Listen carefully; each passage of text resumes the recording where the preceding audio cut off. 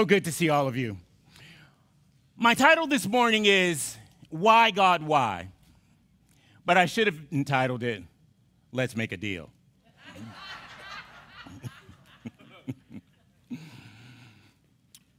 Faith disappoints us because we lose the deal. Have you ever experienced any disappointment? Have you ever been discouraged? Have you ever honestly been discouraged with the divine? Has your faith let you down? Has it left you disappointed and angry and bitter about losing the deal? What about injustice and trauma? It wasn't my fault that it all happened? No, I don't think so. But why didn't my faith prevent it from happening? Why doesn't the Spirit prevent my pain and suffering? Lisa Fields, the author of When Faith Disappoints, The Gap Between What We Believe and What We Experience, tells her story. She says she was raised in a rather conservative religious home, and she started having seizures when she was very, very young, and they never figured out why. But that is not the most distressing part of her story. Her story is after 4 years of a relationship with a man that she really, really loved, a preacher, of course, she gets a call one night from her best friend, and her best friend says, he just married somebody else.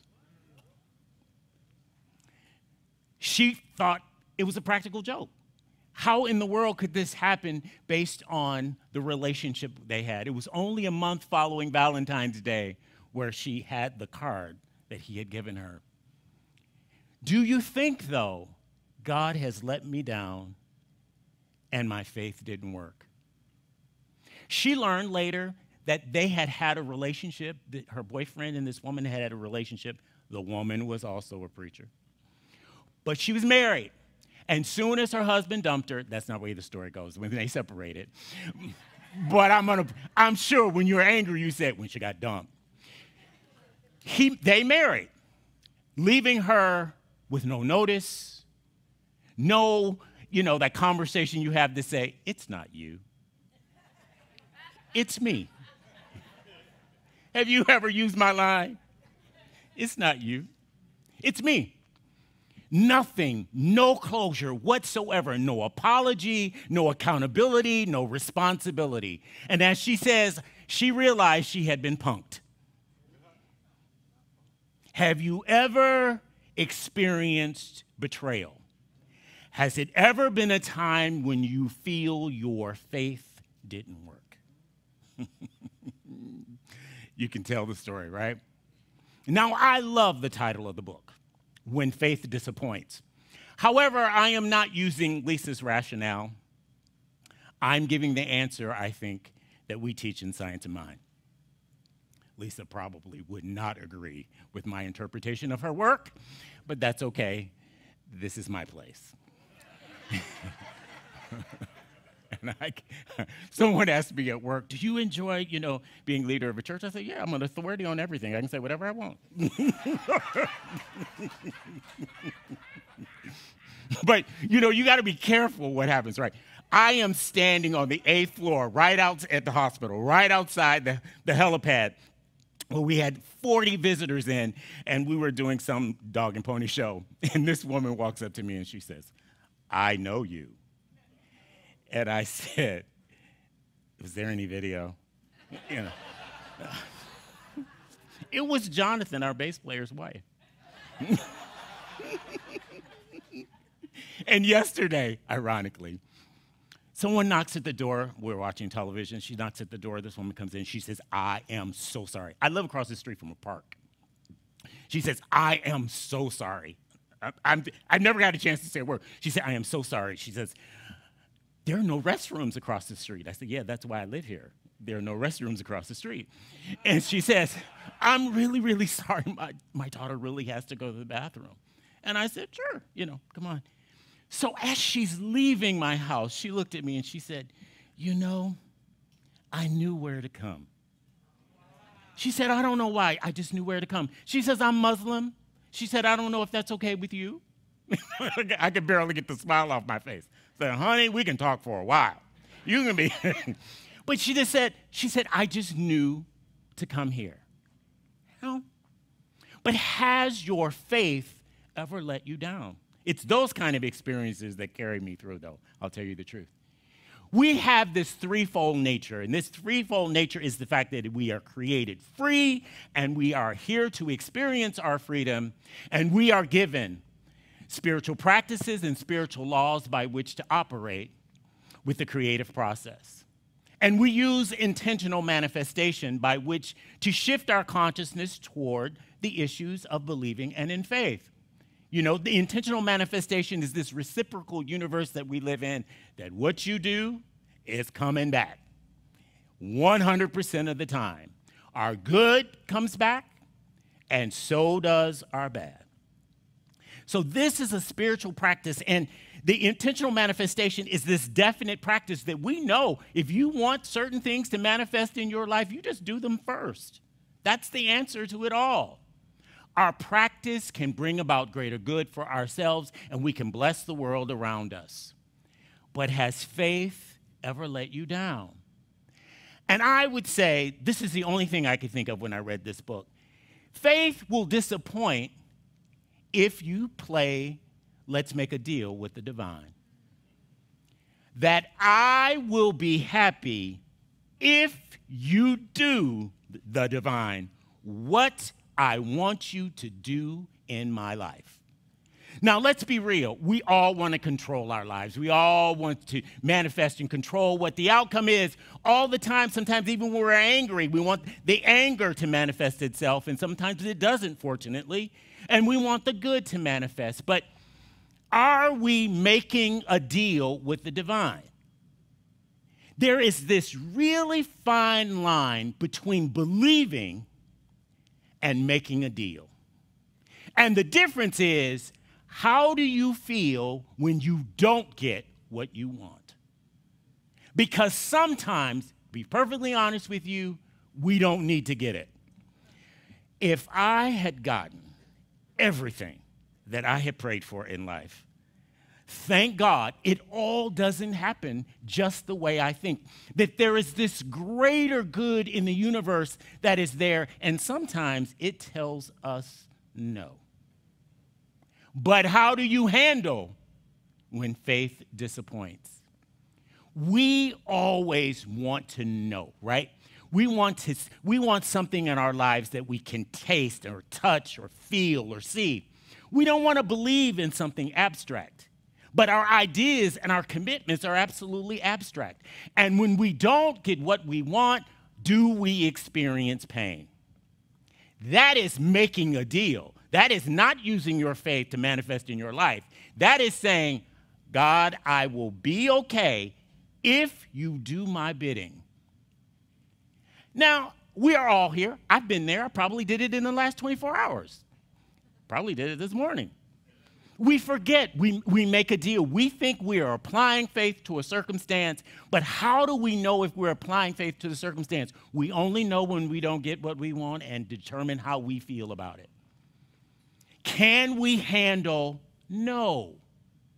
In a world where we teach, you can have anything. But fortunately, everything doesn't happen for us. I will be happy when. So this is not using faith. This is developing an attachment. It says with an attachment that I will be happy when this happens. I will be happy when this happens in my life, when this person shows up, when I get this job, when I make this kind of money, whatever that is attachment. That is just not believing and in faith. That is divine one, let's make a deal. Now, you know, the story of Let's Make a Deal is a game show, right? And how does it happen? Every contestant comes in and they are given something. And once they are given something, they have the opportunity to trade it in for something else that possibly has more value than what they have. And the question always is, do you appreciate what you have, or do you risk everything to get what could be better. And when it doesn't happen, how do you feel? Have you just said, no, let's make a deal? We want to take our faith to a point, and we want, of course, to control everything and have everything in life that we want, and there's nothing wrong with that. There's nothing wrong with wanting that. But we have to accept sometimes that in the best wisdom of the universe, it says no. And when I don't get what I want, how do I deal with my faith? Do I believe God no longer loves me and that I have no value with the divine? If you don't get what you want, does that determine how you value yourself? Is your happiness attached to something rather than having this inner sense of well-being that goes along with living in faith and experiencing the love of God? See, the opposite of faith is fear, but the opposite of fear is love. And so fear is this emotional experience we have when we think we're going to lose something and we're not going to get what we want. But it comes from the fact that we believe that we are separated from the divine and it's not going to work for us because only bad things happen. And I can tell you, when every bad thing happens, I believe, see, I knew it would be bad. It's just a self-fulfilling prophecy. Unfortunately, we cannot believe the same and have the same level of commitment when we want to do something beneficial. There's something about us that we just don't want to look bad. And I think that's what it is. You don't want to tell anybody what you're committed to and what you're praying for, because if it doesn't happen, you will be embarrassed. We will be embarrassed. I'm talking about myself too. All fear is attached to a concern about something that is a loss for us. Either it doesn't show up or we're going to lose. So fear, we can consider, as Ernest Holmes teaches, is the inversion of faith. There's this creative law that manifests all the good things in our life, but when we place it into fear, we manifest in our life exactly what we don't want. Are you living life telling the Spirit, let's make a deal?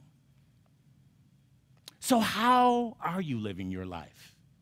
Are you living a life of faith that says that as I operate on intentional manifestation, I can expect things to come back in the same way that I planted them? If I plant the seed of love, I can expect love in return? If I plant goodness in the world, and can I expect it to return? What about if you have to wait? What happens to you when faith disappoints? Here is my only encouragement for that. All you can do is to determine whether or not it's something to manifest in your life and something you should continue to believe for, is how do you feel when you don't get it? And do you feel that the Spirit has let you down? Here's the deal. Love sometimes says no for our own benefit, even though we make a deal. Because what we believe that we are going to trade in what we have, which is the faith that the Spirit has given us, we cannot trade it in for something else to replace it. It's all about the gift of faith that we all have, that we understand and know, if we are just honest with ourselves, that there is a divine presence of love that dwells within us all. And sometimes in the middle of the night, that is the only thing that will carry you through. Because at the risk and the pain and the disappointment of life, you still must look at it and say, though this would burn me up and I would fail, I still know that I am loved. And I am loved with an everlasting love, and that love is not totally just dependent on what manifests in my life. It is who I am and what I do. And even when the Spirit says no, and I don't win the deal, it is because love prevails. So if you're at any situation and circumstance in your life and you feel it's not manifesting, you have a choice. You can just continue to believe and be in pain, there's nothing wrong with that if that's your choice. And you have to know whether or not this is something that you should have faith in, because the faith just drops into us that we know to hold on. But if we feel disappointed and unloved because we don't get what we want, we are asking the divine to make a deal. And so it is.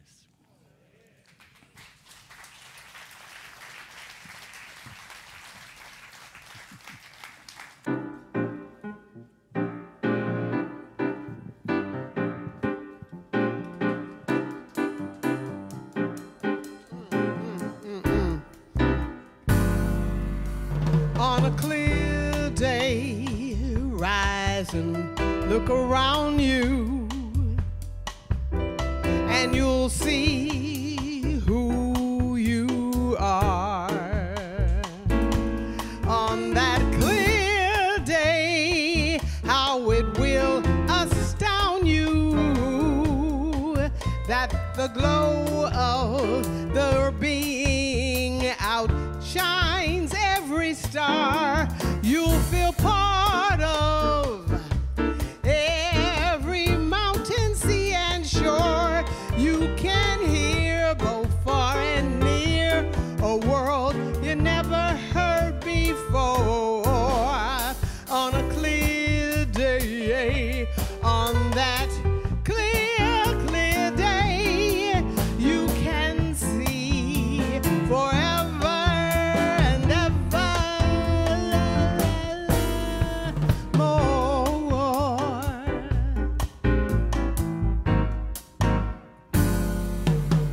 On a clear day, somewhere there's music, how faint the tune that plays a time for summer skies, for hummingbirds and butterflies. I'm as restless as a willow in a windstorm, and jumpy as a puppet on a string.